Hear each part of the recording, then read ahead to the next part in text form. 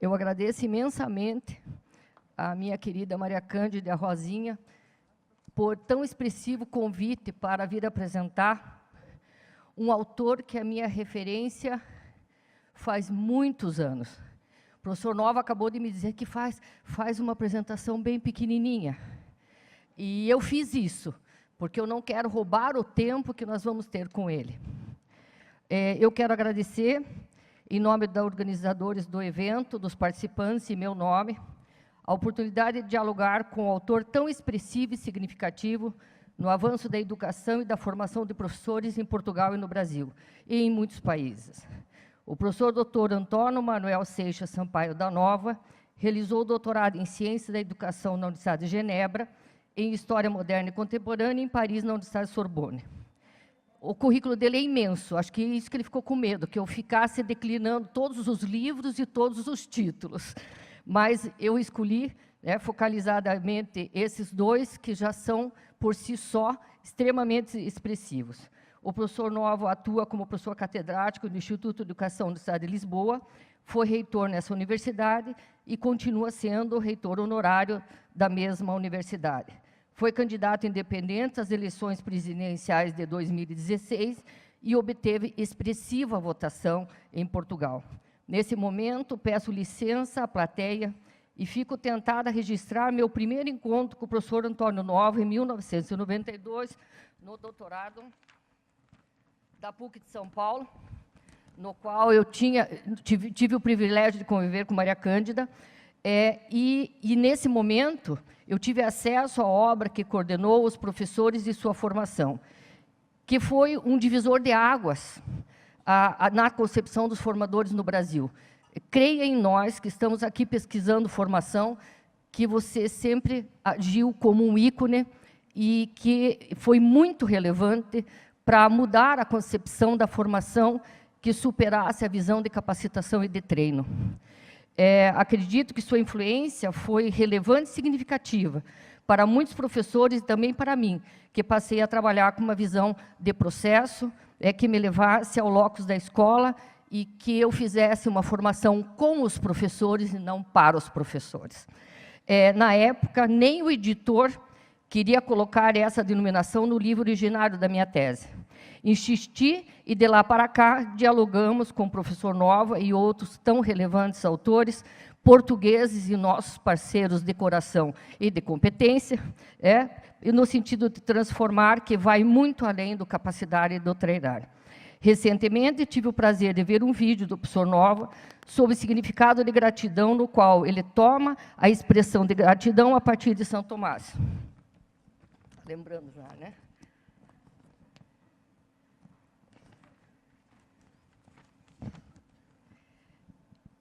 Que propõe 3 níveis. A gratidão, num primeiro nível, mais superficial, é vista como reconhecimento intelectual e cerebral. A gratidão, no segundo nível, o intermediário, que é expressa como agradecimento, dar graças a alguém por aquilo que fez por nós.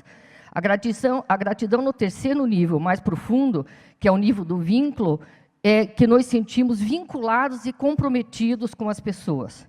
Após bela reflexão, que eu recomendo que vocês vejam, o vídeo está disponível na rede, que em língua portuguesa se agradece no terceiro nível, da gratidão expresso pelo obrigada, que significa, fico-vos obrigada perante vós, fico vinculado diante de vós, fico vinculado ao diálogo entre nós, fico obrigada a continuar o nosso diálogo.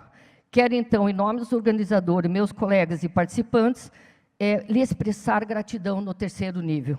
Muito obrigada. Pode ficar, por ficarmos vinculados, que bom, sem mesa, ao diálogo, ao compartilhamento desse momento, e comprometidos com o diálogo, buscamos o avanço na formação dos professores da educação. Obrigada por vir compartilhar sua caminhada expressiva e relevante na formação dos professores numa visão complexa.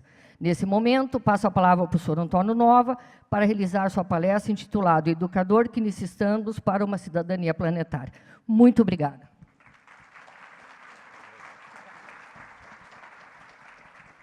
Muito obrigada, Muito obrigado à colega por esta apresentação e por esta recordação de momentos passados aqui no Brasil e que para mim têm sido muito importantes e muito relevantes. Muito obrigado a todos pela vossa presença, muito obrigado à Maria Cândida, muito obrigado a todos os que me fizeram este convite para dialogar convosco, para dialogar convosco e com o Edgar Morin. Edgar Morin, que eu tive a oportunidade de conhecer pessoalmente e de algum modo trabalhar um pouco com ele. Já lá vão... Isto saltou, não é? Ok. Já lá vão muitos anos. A primeira vez que contactei com ele foi no início da década de 80, em seminários que ele organizava em Paris, e é para mim, por isso, um grande prazer estar aqui também a dialogar com ele, mesmo que à distância, através deste diálogo entre nós. Vou tentar fazer um diálogo a partir de 7 pontos, que são os 7 pontos do Edgar Morin, que eu vou reelaborar de uma maneira muito diferente. 7 pontos é um pouco excessivo para uma palestra de 50 minutos. Normalmente nós tocamos em 3, 4 pontos, mas 7 é um pouco excessivo. Vai ficar de maneira um pouco superficial o tratamento de cada um destes 7 pontos, mas deixar-vos-ei o meu contacto no final, por e-mail, deixar-vos-ei também a apresentação e, se for útil, estarei disponível para explicar melhor, através de e-mail ou através de algum texto, algum destes 7 pontos. Procurarei fazê-lo a partir de uma frase de um grande autor português, um homem que foi professor durante muitos anos do ensino médio, mas que foi também um grande escritor, cujo centenário do nascimento se celebra este ano. Ele nasceu em 1916, o Virgílio Ferreira, e que num dos seus últimos textos dizia isto: não se pode pensar fora das possibilidades da língua em que se pensa. E o que ele queria dizer é que precisamos de aumentar, de alargar as nossas línguas, precisamos de alargar a nossa maneira de pensar, precisamos de alargar o nosso quadro de pensamento, e que se pensarmos sempre da mesma maneira, sempre com as mesmas palavras, sempre dentro do mesmo quadro de referências, nós não conseguiremos ir longe na nossa reflexão como professores, como educadores, não conseguiremos ir longe na nossa reflexão para o futuro. Tentarei, pois, falar-vos com palavras que são fora desta língua habitual em que pensamos e tentar abrir a nossa língua, a nossa linguagem, a nossa maneira de pensar, o nosso quadro de pensamento a outras realidades. Realidades que se marcam num tempo de enorme transição na educação.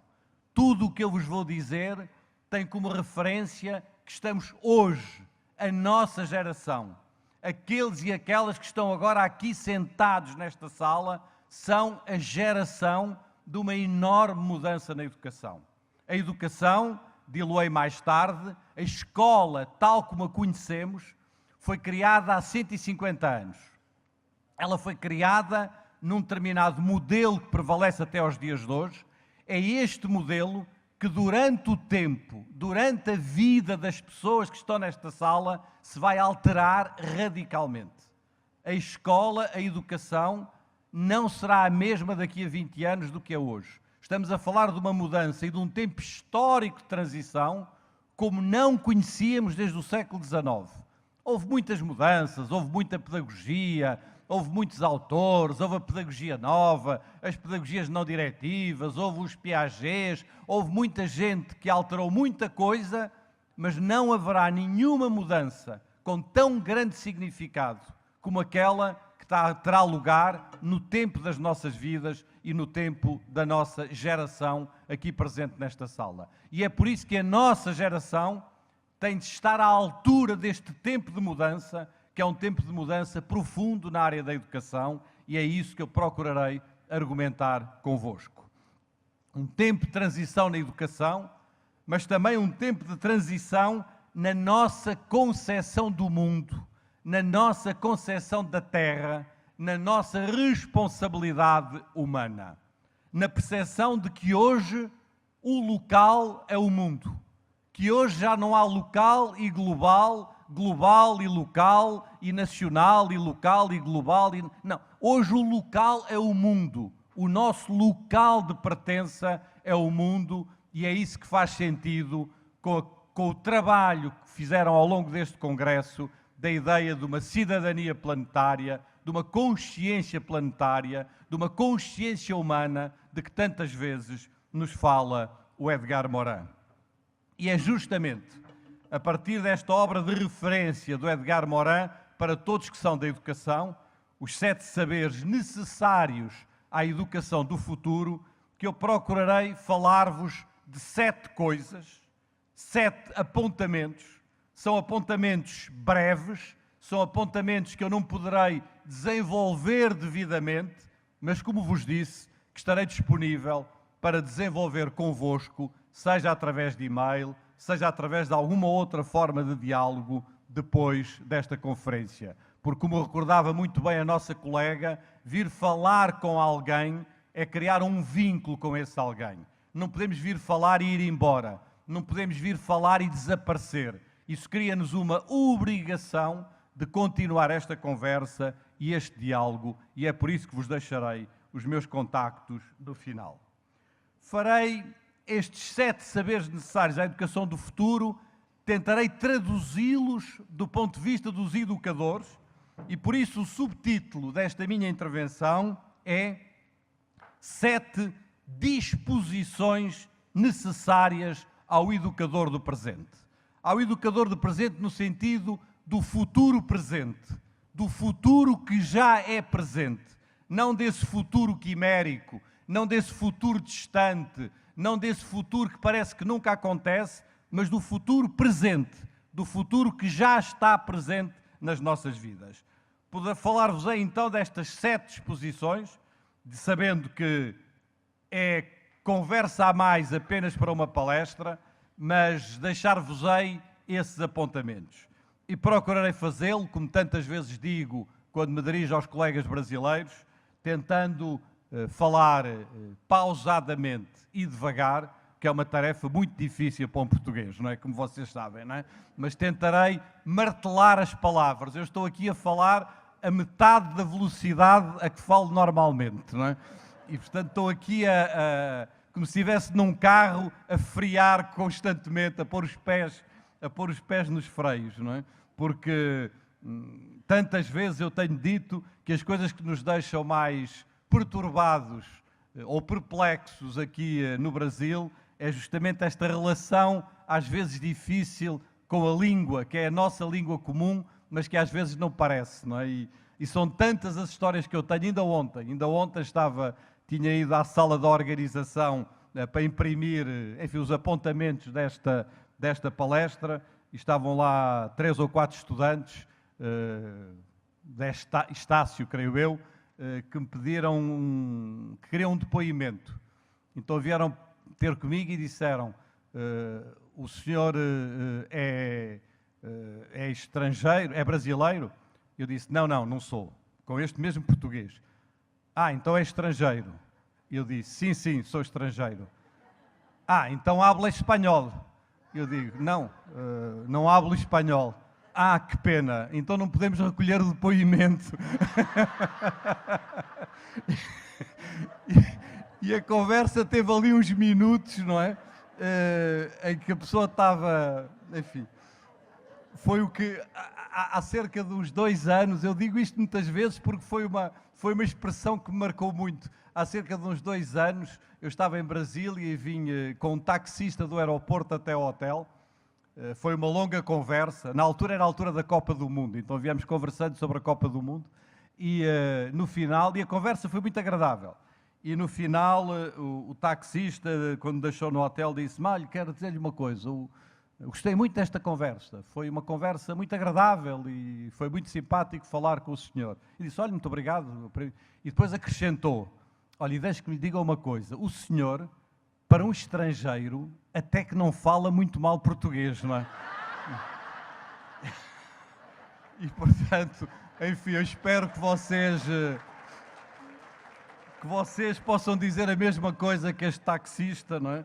E por isso vou tentar ser pausado nas minhas palavras ao longo desta intervenção. Digo eu, 7 disposições necessárias ao educador do presente.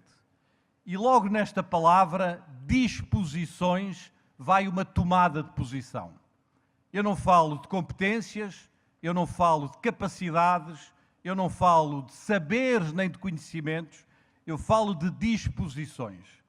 E seria uma longa conversa que me levaria a toda uma palestra, porque é que eu utilizo o conceito de disposição e não o conceito de competência ou de capacidade ou de conhecimento ou outro que seja mais ou menos idêntico. Vou apenas dizer-vos em 30 segundos que para mim uma disposição, o que implica uma certa inclinação, tem 3 palavras que para mim são muito importantes. A palavra predisposição, quando a pessoa se predispõe para alguma coisa, e para ser professor é preciso ter uma predisposição.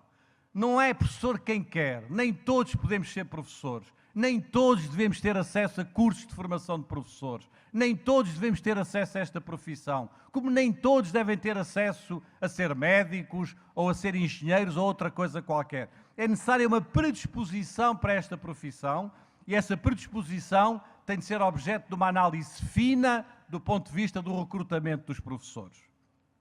Mas esta predisposição deve dar origem a uma posição como professores, a uma condição docente que firma e se afirma através da formação, mas também através do trabalho nas escolas, através do seu referencial social e cultural. Os professores têm de marcar uma posição do ponto de vista social. E esta posição só é legítima se nós formos capazes de fazer proposições, se formos capazes de fazer propostas, se formos capazes de tomar ideias e de afirmar ideias para o futuro, enquanto educadores, enquanto professores, e não estivermos permanentemente numa atitude defensiva, incapaz de perceber o futuro, incapaz de propor coisas para o futuro. No conceito de disposições, há muitas outras coisas, mas quero apenas marcar-vos estas 3. A predisposição, a posição e a proposição enquanto elementos centrais para o exercício da nossa profissão. E é com estes pressupostos que eu me lanço então nos 7 saberes necessários do Edgar Morin, que eu vou redefinir como 7 disposições necessárias dos professores. O primeiro, do Edgar Morin, é sobre as cegueiras do conhecimento, o erro e a ilusão, que eu traduzo, no caso dos educadores, como a necessidade de nos conhecermos e de conhecer os limites da profissão docente. O Edgar Morin fala da necessidade de criticar o próprio conhecimento, de compreender os limites do conhecimento. Ora, eu falo agora na necessidade de nos conhecermos, de um trabalho de conhecimento, de autoconhecimento, um trabalho de reflexão sobre nós mesmos, um trabalho que nos dê a consciência das nossas possibilidades enquanto educadores, mas também dos nossos limites enquanto educadores. Um pensamento, um autoconhecimento que, num certo sentido, seja uma crítica a um pensamento excessivo, como se a escola pudesse tudo. Não pode. Como se a escola pudesse mudar tudo e alguma coisa. Não pode.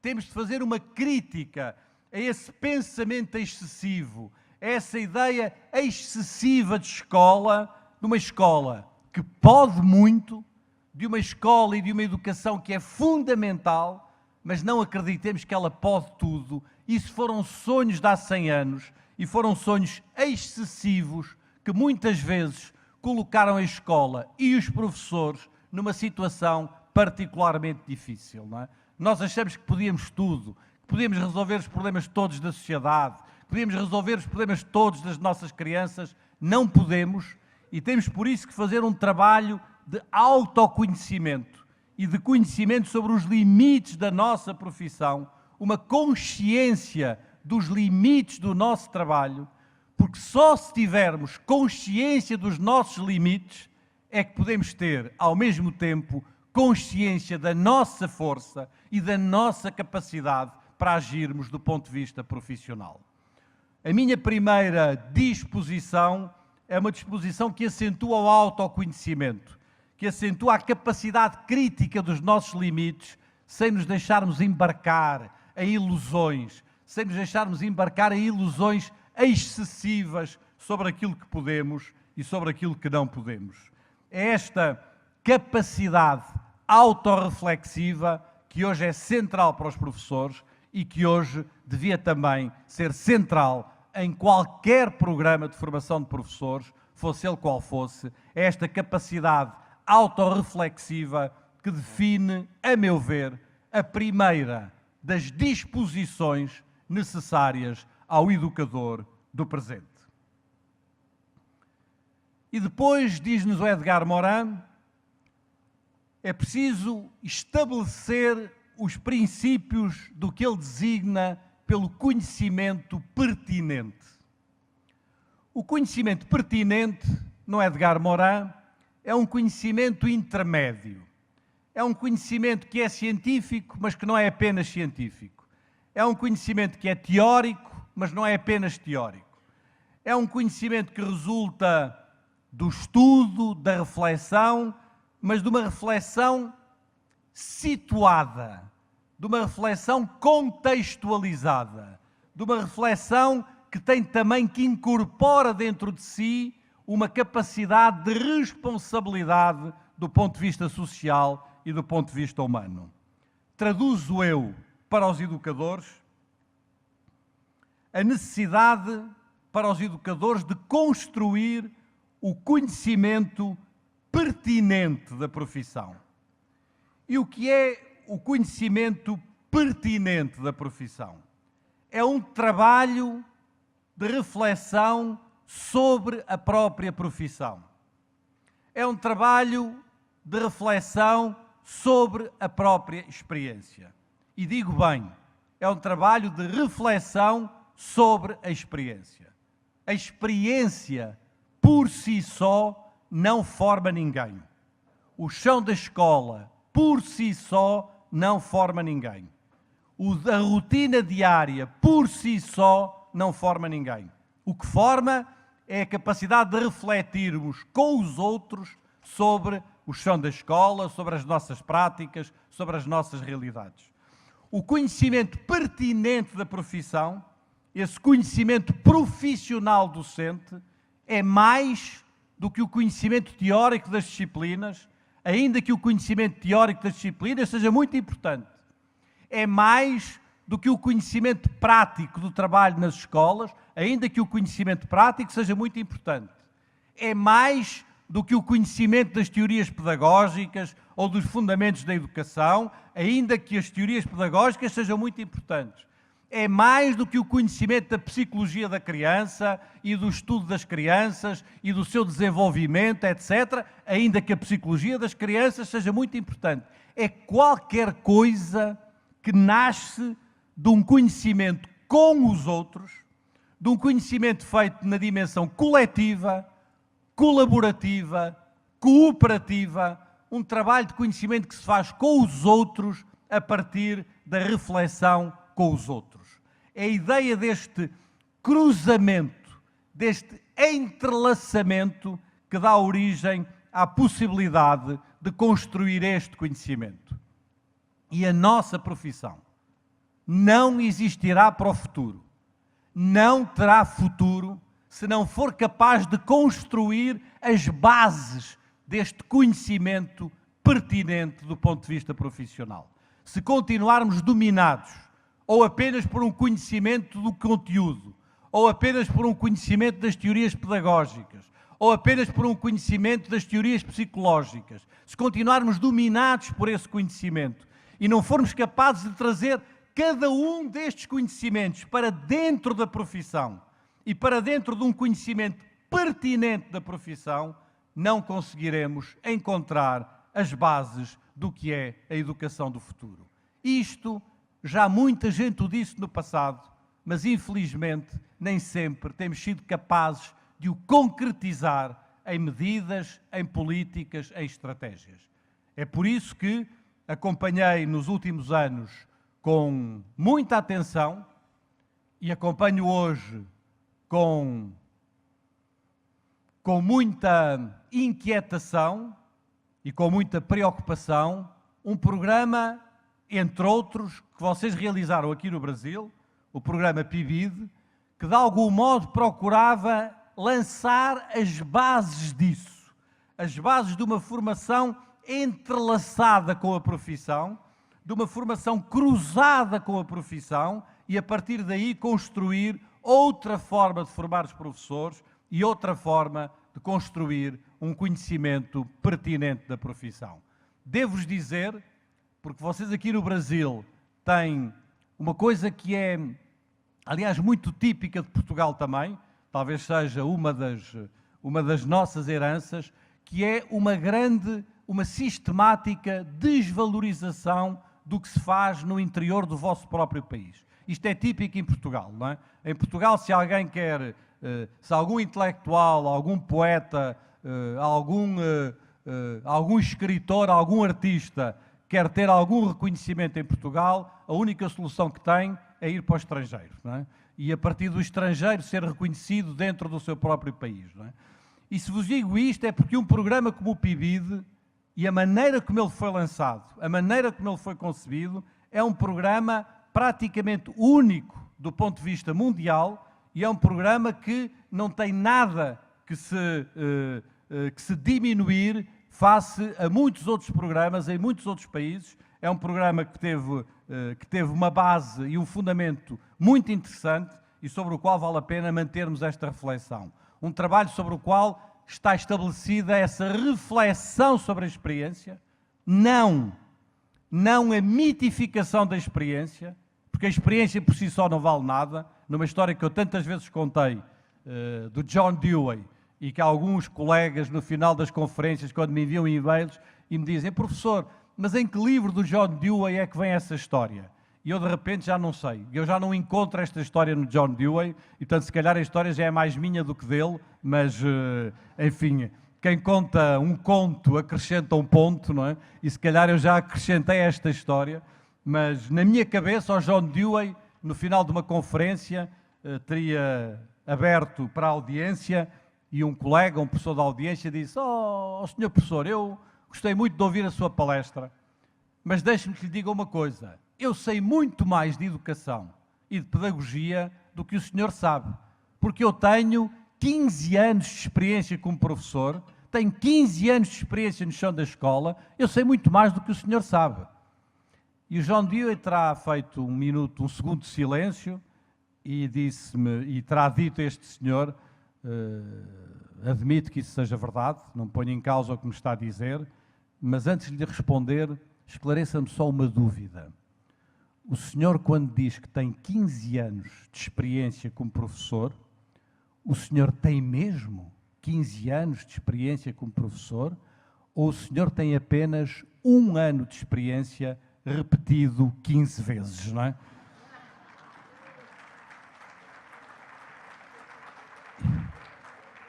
E este é o problema da experiência. Se uma experiência é má, se a minha pedagogia é errada, se as minhas rotinas são erradas, não é por repeti-las 2, 3, 4, 5, 7, 8, 9, 15 vezes que elas melhoram. O que nos faz melhorar a profissão é a capacidade de refletirmos sobre a experiência, e este é o ponto que eu procurei aqui trazer-vos nesta minha segunda disposição para o educador do presente, a capacidade de construir um conhecimento pertinente da profissão, um conhecimento profissional docente. Diz-nos no terceiro saber necessário à educação do futuro, diz-nos o Edgar Morin: ensinar a condição humana. Digo eu, do ponto de vista dos educadores, desenvolver uma pedagogia com humanidade dentro. Uma pedagogia com humanidade dentro é uma coisa muito mais complexa do que se possa imaginar. É a capacidade de, como dizia o Epstein, a capacidade de educar humanos por humanos para o bem da humanidade. A capacidade de fazermos uma educação que compreende cada uma das nossas crianças na sua humanidade, mais até na sua humanitude, na sua capacidade de serem humanos, não é? E de serem educados por outros humanos com essa responsabilidade humana, com essa responsabilidade planetária de que o Edgar Morin tantas vezes nos fala. E é por isso que não há pedagogia sem relação, não há pedagogia sem diálogo, como Paulo Freire tantas vezes nos ensinou. Mas é preciso perceber que o diálogo tem riscos. O diálogo não é uma coisa, não é uma poeira, não é um verniz. O diálogo tem riscos. O diálogo exige que nós nos coloquemos em posições por vezes arriscadas. Até onde deve ir o diálogo? Até onde devemos compartilhar ou não as nossas convicções mais profundas? De que maneira o devemos fazer? O diálogo é uma construção. O diálogo é uma construção pedagógica no interior da escola e é uma construção pedagógica diária que dá muito trabalho.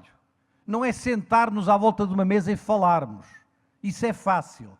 Construir uma pedagogia e uma educação dialógica é muito mais complicado do que nos sentarmos à volta de uma mesa a falar. Implica bases de compreensão desta dimensão humana que nos leva a não desculpar tudo, que nos leva a compreender, mas nunca a desculpar tudo, que nos leva, sobretudo, a não termos preconceitos, pré-conceitos em relação às nossas crianças.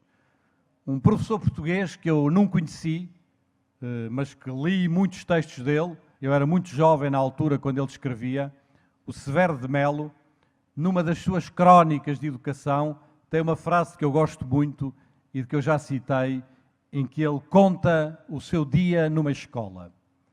E diz ele: fico sempre muito espantado com os meus colegas na sala dos professores. Vocês também têm uma sala de professores das escolas, não têm? Sala onde as pessoas se encontram, não é?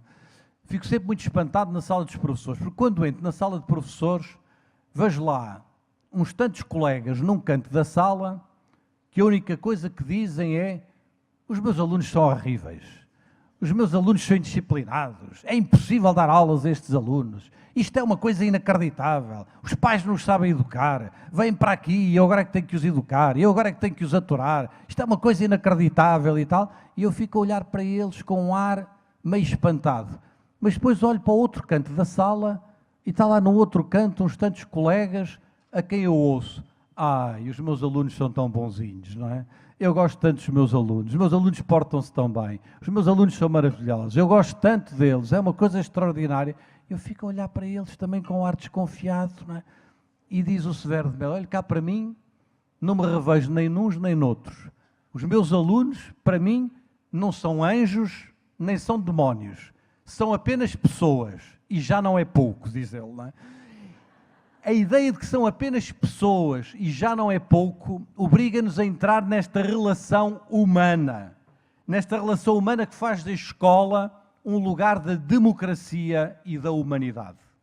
Se não formos capazes de organizar a nossa escola do ponto de vista democrático, se não formos capazes de organizar a nossa pedagogia com esta compreensão humana, não vale a pena. Mas não vale mesmo a pena termos uma retórica da democracia, uma retórica da cidadania, uma retórica da humanidade, porque as crianças não aprendem a retórica. As crianças aprendem aquilo que nós fazemos no dia-a-dia do nosso trabalho e no dia-a-dia das nossas escolas. É esse esforço de coerência que nós precisamos de instaurar nos educadores do presente, é essa disposição para sermos capazes de pensar a escola como esse lugar de democracia e de humanidade, para desenvolvermos uma pedagogia com humanidade dentro, uma pedagogia que seja também uma pedagogia da paz com os outros, não é? Um autor com que eu vou terminar esta minha referência, um homem que teve muito trabalho e tem muito trabalho com o Edgar Morin, um senhor chamado Michel Serres, dizia, e isto permite-me transitar do terceira para a quarta disposição, que tudo se resume na escola a duas coisas: sermos capazes de estabelecer a paz com os outros e a paz com a terra. A paz com os outros é a paz com os outros humanos. É a compreensão, é o diálogo, é o interconhecimento do ponto de vista das culturas. A paz com a terra é a paz da reconciliação com a terra, da reconciliação com o planeta Terra e com tudo o que na Terra faz parte do nosso futuro. É por isso que este desenho, um desenho do Niemeyer, que eu observei numa das paredes da Universidade de Brasília, me permite fazer a transição com o quarto saber do Edgar Morin. E o quarto saber do Edgar Morin é ensinar a identidade terrena. A este quarto saber dele, junto eu uma quarta disposição dos professores: construir um currículo que nos dê a inteligência do mundo. E construir um currículo que nos dê a inteligência do mundo... Eu acho que não preciso muito, mas já que me dão, eu bebo, não. Obrigado. E construir um currículo da inteligência do mundo é perceber desde logo que o mundo é um só. E esta percepção, se alguma vez nos faltou, se alguma vez nos falhou, ela tornou-se muito evidente a partir do momento que conseguimos imagens do nosso planeta a partir do espaço. Quando essas primeiras imagens do planeta a partir do espaço chegaram há 40 anos atrás, há 50 anos atrás, esta ideia da identidade terrena foi-se tornando cada vez mais forte nas nossas consciências. E é por isso que o nosso ensino, que o nosso currículo há de ser, no futuro presente, cada vez mais um currículo de temas, de problemas, um currículo de grandes temas e não apenas um currículo vertical de disciplinas. Esse currículo vertical de disciplinas, inventado há 150 anos, está hoje em queda em todo o mundo. Este currículo, o novo currículo da inteligência, há de ser aquilo que o Edgar Morin falava quando nos recordava que uma das origens da palavra inteligência é interlegere.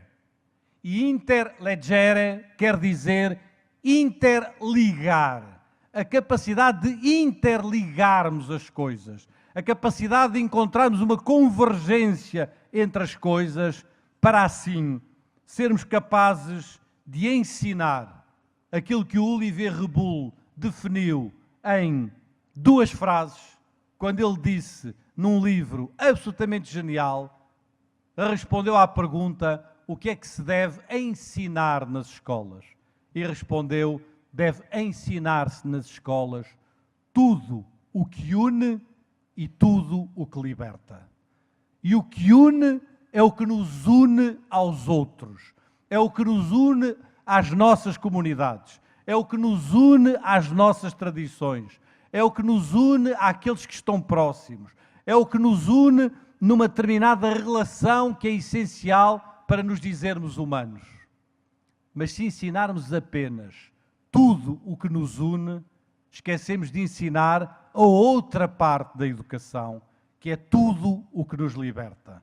E o que nos liberta é o conhecimento científico, o que nos liberta é a matemática, o que nos liberta são as artes, o que nos liberta é tudo o que nos permite um outro conhecimento, um outro caminho para além daquele caminho que nos fecha naquilo que já conhecemos.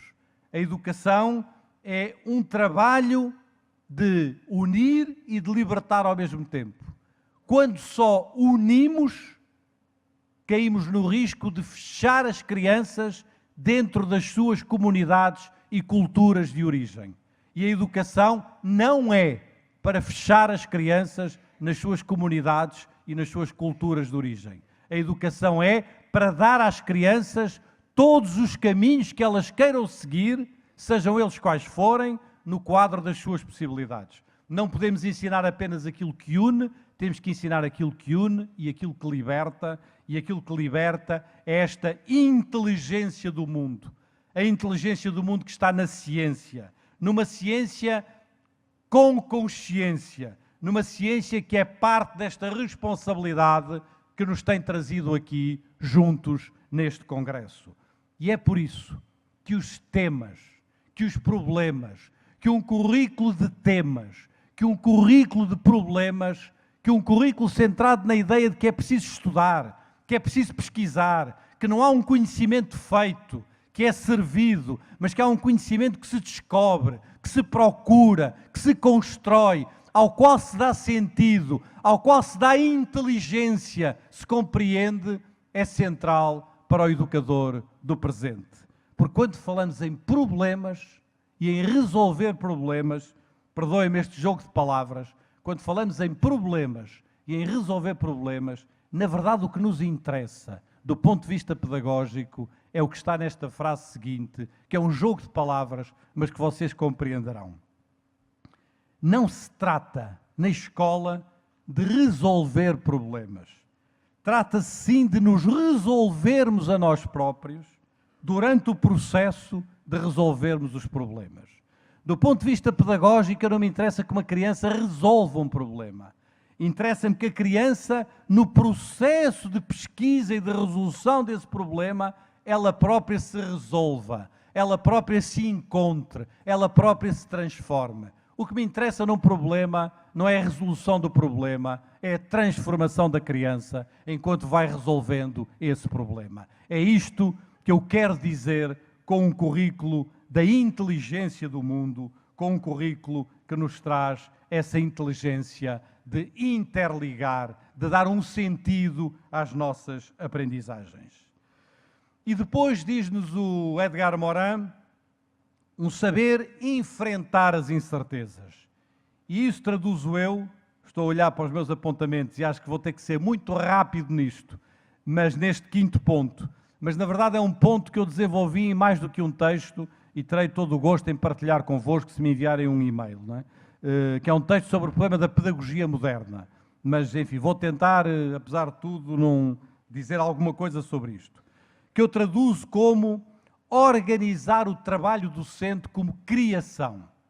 Criação no sentido da criatividade, no sentido do improviso, do lidar com a imprevisibilidade, do lidar com a incerteza, do lidar com coisas que não é possível planificar a priori.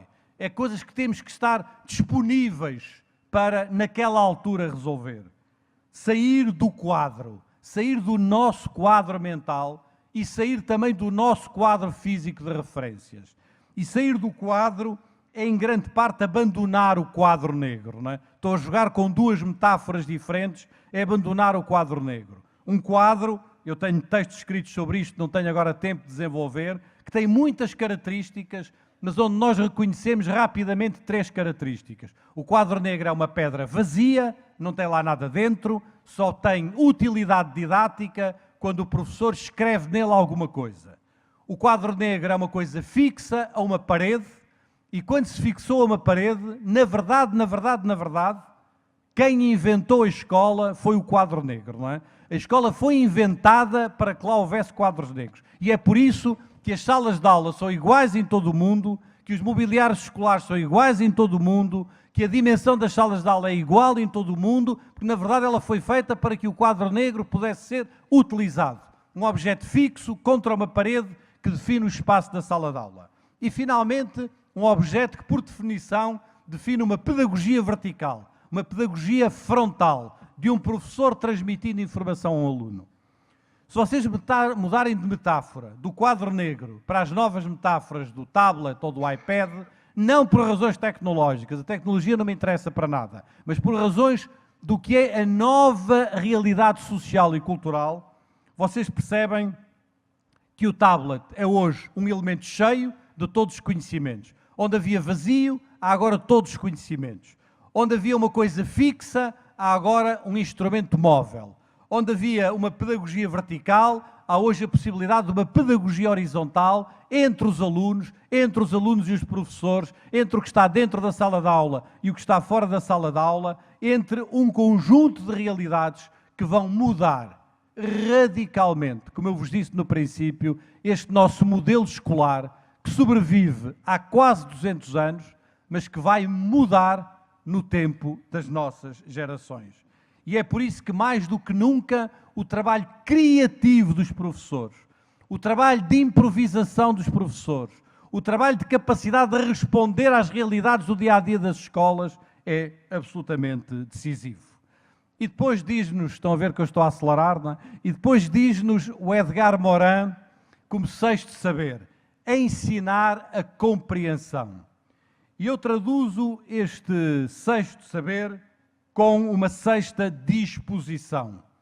Ouvir novas vozes e celebrar novos vínculos. E o que são estas novas vozes? Estas novas vozes são as vozes da cidade. Da cidade no sentido da polis grega, da cidade no sentido da sociedade, não é? São as vozes daqueles que falam das cidades educadoras, como o Paulo Freire, ou que falam das comunidades de aprendizagem, como o José Pacheco, ou que falam dos territórios educativos, como os nossos colegas franceses, Marie Durand-Bellart, ou colegas portugueses como o João Barroso, ou aqueles que falam do espaço público da educação, que é o conceito que eu tenho vindo a utilizar, para dizer há mais educação para além da escola. No século XX foi preciso trazer toda a educação para dentro da escola. A sociedade precisou de pôr a educação dentro da escola. Hoje, a educação vai libertar-se da escola e ela vai ter novas responsabilidades sociais no quadro de um novo contrato social em torno da educação, a que alguns chamam cidade educadora, a que outros chamam comunidades de aprendizagem, a que outros chamam territórios educativos, a que eu chamo espaço público da educação. É indiferente o conceito que se utiliza, é a percepção de que, num certo sentido, vai haver uma capilaridade educativa e que essa capilaridade educativa vai, num certo sentido, soltar a escola e a pedagogia do espaço escolar para que ele possa intervir em espaços mais amplos, presenciais, físicos e à distância, através de tecnologias várias, através de coisas que hoje se começam a vulgarizar em muitas escolas. Por exemplo, em Portugal, há hoje um programa em que, quando as crianças estão doentes, elas podem ficar em casa, mas vão acompanhando a mesma aula com os seus mesmos colegas, através de tecnologias diversas. Portanto, coisas que vão desenvolver-se muito no futuro e que vão dar à educação uma nova cara, uma nova feição, uma nova realidade. Se não compreendermos esta necessidade de alargar a educação para além da escola e de celebrar estes novos vínculos, de ouvir estas novas vozes e de celebrar estes novos vínculos, teremos grande dificuldade em compreender o que vai ser o nosso futuro. E por último, e para terminar, diz-nos o Edgar Morin, é preciso um saber, é necessário saber da ética do género humano. E a isto falo eu de uma sétima disposição para o educador, e essa disposição é a capacidade de assumir um compromisso com a educação de todos. E a ética, meus amigos e minhas amigas, não é uma retórica. A ética é uma prática. A ética é um compromisso concreto, não é?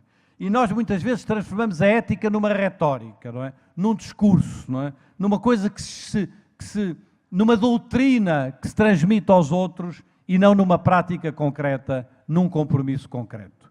E é por isso que temos de ser capazes de ter uma escola de todos, uma escola onde todas as crianças estão, mas que seja também uma escola para todos. Isto é, uma escola que responda às necessidades de cada uma das crianças e que responda à sua individualidade concreta. E que seja também uma escola com todos. Isto é uma escola em que todos participam, uma escola democrática da participação. E que seja também uma escola por todos, em que todos têm um contributo a dar, estejam dentro ou fora da escola, façam parte do espaço escolar, façam parte da sociedade, seja uma instituição científica, seja uma universidade, seja uma associação, seja um movimento social, seja o que for, que a escola seja também uma escola por todos, onde todos se inscrevam do ponto de vista daquilo que tem que dar à educação. Muitas vezes nós transformamos a ideia de uma escola de todos numa retórica. A escola de todos tem que ser para todos, tem que ser com todos e tem que ser por todos, se quisermos que a educação assuma este compromisso com todas as crianças e com todos os jovens. Já não basta que todos estejam dentro da escola, isso é muito importante, mas é insuficiente, é preciso que todos agora deem o seu contributo no espaço escolar e possam ter as suas aprendizagens. É por isso, é exatamente porque a ética não é uma retórica, que um grande escritor português, provavelmente conhecido de todos vós, o José Saramago, que é o único prémio Nobel, como sabem, da literatura em língua portuguesa, que o José Saramago, quando recebeu o prémio Nobel em 1998, se recordou que naquele dia, 10 de dezembro de 1998, que naquele preciso dia, fazia 50 anos que nós tínhamos assinado, tinha sido aprovada a Declaração Universal dos Direitos Humanos. E o José Saramago fez uma pequena intervenção no banquete da atribuição do Prémio Nobel, em que disse, e é isto que eu partilho convosco agora, se calhar já não nos basta termos uma Declaração Universal dos Direitos Humanos. É preciso agora que todos tenhamos a capacidade de escrever também, dizia o José Saramago, uma Declaração Universal dos Deveres Humanos. Não é? E porquê dos deveres humanos? Porque dizia o José Saramago, se há 50 anos assinamos esta declaração, eu acho que alguém não anda a cumprir o seu dever. Muitos Estados não andam a cumprir o seu dever. Muitas organizações não andam a cumprir o seu dever. Muitas escolas não andam a cumprir o seu dever. É preciso inscrevermos o dever humano de lutarmos por estes direitos e o dever humano de assumirmos um compromisso com estes direitos humanos e com os direitos de todos. É por isso que para nós a ética não é uma retórica, a ética é um compromisso concreto na forma de organizarmos as nossas escolas. Aqui ficam, caros amigos e caras amigas, estes 7 disposições para um educador do presente e que rapidamente eu poderia resumir com a ideia do autoconhecimento, da capacidade de nos conhecermos e de conhecermos os nossos limites, a necessidade de um conhecimento pertinente da profissão, o conhecimento profissional docente, a necessidade de uma pedagogia com humanidade dentro, a necessidade de um currículo da inteligência do mundo, dessa consciência planetária que aqui nos traz, a necessidade do trabalho docente como improviso, como criação, como pesquisa, como inscrição da nossa própria capacidade de trabalharmos, a importância da educação no espaço público, do espaço público da educação como um espaço mais amplo que o espaço da escola e, finalmente, a disposição da ética como um compromisso com a educação de todas as crianças, estejam onde estiverem, sejam elas quais forem, venham de onde vierem. E é isso também que nos diz Michel Serres, com quem eu disse que iria acabar esta minha apresentação. Na verdade, vou pedir-vos mais um minuto, vou acabar com um escritor brasileiro. Mas do Michel Serres, de quem eu conto essa história num dos meus pequeninos livros de apontamentos, de quem eu li há muitos anos, aquele que foi para mim o mais importante livro que eu li do ponto de vista da educação. Um livro que se chama O Terceiro Instruído. E nesse livro o Michel Serres elabora sobre a educação, sobretudo sobre a ideia da metáfora da educação como uma viagem, a educação como um percurso, como um caminho, como uma viagem que se faz, não é? De algum modo, num diálogo com o apontamento final do Edgar Morin, se estão recordados do apontamento final do Edgar Morin, nos 7 saberes necessários à educação do futuro, ele fala naquele célebre poema do espanhol António Machado, o caminho faz-se caminhando, não é? A ideia de um caminho que se faz caminhando, e o Michel Serres elabora sobre isso neste terceiro Instruído. Eu li o livro muitas vezes. Ainda hoje há muitas coisas que me escapam daquele livro. Li o livro muitas vezes, mas nunca tinha reparado em 3 linhas que estão no final da última página. No final da última página estão 3 linhas, só que estas 3 linhas têm um grande espaço branco, na edição francesa que eu tenho, tem um grande espaço branco e depois tem lá 3 linhas no final. E eu sempre achei que aquilo era um erro tipográfico, tinha sido na impressão que aquilo era um erro e nunca li aquelas linhas, não é? Durante muitos anos não li aquelas linhas. E aqui há uns anos, há uns 3, 4 anos, estava eu a preparar uma palestra para o Brasil e estava a reler o livro, e a essa altura deixei o livro numa mesa e sentei-me, já estava um pouco cansado, e de repente olhei para o livro e o livro estava aberto naquela página. Eu de repente olhei e li aquelas 3 linhas e disse, mas será que estas 3 linhas são o resumo do livro, não é? E de repente imagino que estas 3 linhas possam ser o resumo do livro. Ou se não são o resumo do livro, são pelo menos o meu resumo sobre o que pode ser a profissão do educador e as disposições necessárias para o educador. Vou ler-vos estas 3 linhas em francês e depois vou traduzi-las para português.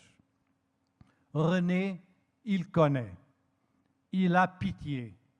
Enfin, il peut enseigner. O que traduzido para português, mais ou menos de forma literal, quer dizer renascido. Renascido porque o trabalho do educador implica um trabalho sobre ele próprio, um trabalho de renascimento profissional em cima de uma identidade pessoal, um trabalho de renascimento daquilo que somos e daquilo que imaginamos. Este trabalho de renascimento sobre nós próprios, aquilo a que eu chamei o autoconhecimento. Renascido, ele conhece, ele ou ela conhece. Conhece porque a nossa matéria-prima é o conhecimento. Não apenas o conhecimento do conteúdo, mas o conhecimento das crianças, o conhecimento das pessoas, o conhecimento dos outros, o conhecimento de um conjunto de realidades para além do conhecimento das disciplinas propriamente ditas. Renascido ele conhece, ele tem compaixão. Compaixão aqui no sentido filosófico do termo e não no sentido religioso. Ele cuida do outro, ele sente-se responsável pelo outro, ele tem uma atitude humana perante o outro e perante a sua responsabilidade como educador. Renascido ele conhece, ele tem compaixão, agora sim ele pode ensinar, agora sim ele pode dizer-se educador, agora sim ele pode assumir plenamente esta profissão, que é uma profissão que não pode tudo, mas que pode alguma coisa, e que sabemos todos, nesta alguma coisa, vai muitas vezes a coisa mais importante na vida das crianças. E é por isso que temos que exercer esta profissão com essa responsabilidade humana que nos faz educadores. E essa é talvez a maior de todas as disposições de que precisamos para os educadores do presente. E é para vos falar dessa disposição que eu termino com um autor brasileiro. O jovem, na altura, Fernando Sabino, pediu ao escritor já consagrado, Mário de Andrade, que lhe desse uma opinião sobre as coisas que ele, jovem Fernando Sabino, estava a escrever. E o Mário de Andrade escreveu-lhe uma carta, e nessa carta dava-lhe alguns conselhos, fazia-lhe alguns elogios, e terminava nessa carta com uma interrogação, e é com essa interrogação que eu, de algum modo, respondendo pela positiva, termino também esta minha intervenção, que excedeu 5 minutos o que estava previsto, peço desculpa, apesar de eu ter acelerado, não é? Dizendo-vos o enorme prazer que estive em estar aqui e o enorme prazer que terei em continuar esta conversa. Nessa carta, o Mário de Andrade, depois de fazer várias referências ao Fernando Sabino, dizia-lhe isto: e meu amigo, não lhe seria possível botar um pouco mais de responsabilidade humana, coletiva nas suas obras, não é? Ora bem, é disso que precisamos todos nós como educadores, de botarmos um pouco mais de responsabilidade humana, coletiva nas nossas obras. E as nossas obras são as nossas crianças, e as nossas obras são o futuro das nossas crianças, e as nossas obras são o futuro de todas as nossas crianças. Como disse há pouco, sabemos bem que este é um ofício impossível. Sabemos bem de todas as dificuldades do presente. Sabemos bem de tudo o que na nossa vida é difícil na escola e na profissão. Sabemos bem que não podemos mudar tudo, mas sabemos bem, e bem mesmo, que podemos mudar alguma coisa. E sabemos, sobretudo, que essa alguma coisa é tantas vezes a coisa mais importante na vida e no futuro das nossas crianças. É esta, em definitiva, a nossa alma, é esta alma dos educadores, é com esta alma que temos de enfrentar o futuro. Muito obrigado.